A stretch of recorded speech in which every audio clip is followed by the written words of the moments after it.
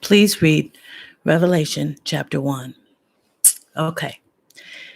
It was a loud voice behind him, like an unexpected trumpet blast, which said, "Write on a scroll what you see and send it to the seven churches, to Ephesus, Smyrna, Pergamum, Thyatira, Sardis, Philadelphia, and Laodicea."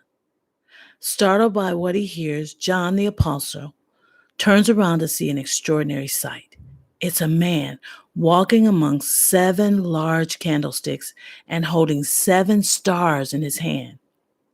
It's Jesus, and he is shining brighter than the sun. Now, Jesus identifies himself to John not as the Son of Man, nor as his old friend and rabbi, but as the Alpha and the Omega.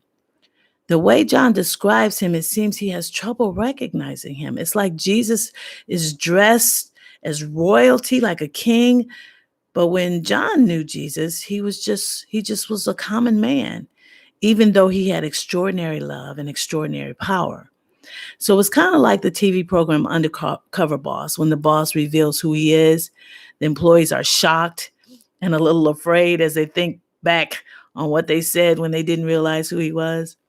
Jesus went undercover when he came to earth the first time. He accepted dinner invitations. He healed people of terminal diseases and told them not to tell anyone. He cast out demons. He laughed. He cried. He cooked. He was God among us, hidden in plain sight. But he's not hiding who he is anymore. He did what he came to earth to do, die for the sins of humankind. And now when we see him, we shall see him as he really is, the king over all the universe. Now, no matter how overwhelming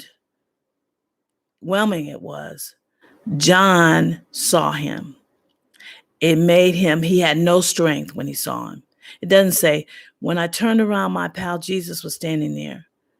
This man, who was one of the closest followers of Jesus when he walked on the earth, was now terrifyingly formal in his description of his friend. And when we see him, whether we love him or hate him, we will fall at his feet. John didn't just bow at his feet when he saw Jesus. He fell like a dead man. His body, his soul, his spirit couldn't take all that majesty, and he just fell down with his face to the ground. Jesus touched him. He spoke tenderly to him. He said, "Don't be afraid.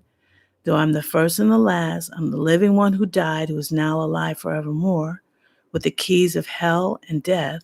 Don't be afraid. Write down what you've just seen and what will soon be shown to you." So what was the purpose of this encounter? It was to give John a revelation, an unveiling, a disclosure of what he was seeing. It was to show him what the current situation of his church was and what was to come in the future. It wasn't to confuse John, but to give clarity. So John confidently claims in his book that it was dictated. It was a dictated revelation given to him from the living, breathing Word of God, Jesus. He promises a special blessing for those who read the revelation aloud, listen to it, and keep those things which are written in it. Believers know that already, that a blessing is already on the Word of God as a whole. If you read it, listen to it, and do what it says, there's no way you won't be blessed. After all, to read, listen, and do what the Word of God says is to listen and do what Jesus said. So why a special blessing on this particular book? Well, like all various composers of the Bible, John couldn't have known the scope of his own words, how far down the history of the church would travel, just as we can't know how much further we still have to go. Perhaps the special blessing on reading and listening to Revelation was to motivate the followers of Christ to push past the veiled references that are really not all that black and white, and just to keep reading until what they see in the book is happening all around them. I heard an end-time scholar say that if Revelation had been an easy read, it would have never gotten off the island of Patmos where John wrote it. It would have been confiscated and destroyed. But as it stands, the average unbeliever will find nothing of interest in Revelation. It's madness to anyone who doesn't have some background or interest in the Bible. Or perhaps the meaning of this special blessing on Revelation is for those who will be in the worst possible earthly situation there's been and ever will be, according to Jesus. Before John shares his vision, he makes a strong declaration. Jesus is coming back. He reinforced the words that Jesus himself spoke about when describing his return. John says, "Behold, he is coming with clouds, and every eye will see him, even they who pierced him. And all the tribes of the earth will mourn because of him." Can you imagine just an ordinary person on an ordinary day?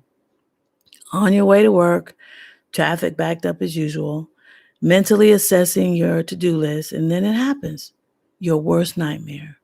A thunderous sound that shakes your bones and pierces your eardrums.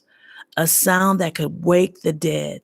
You look up, and the one whom you've denied ever existed, the one whose name you used as a curse word, has split the sky and is visible to everyone in all of his glory with a host of angels.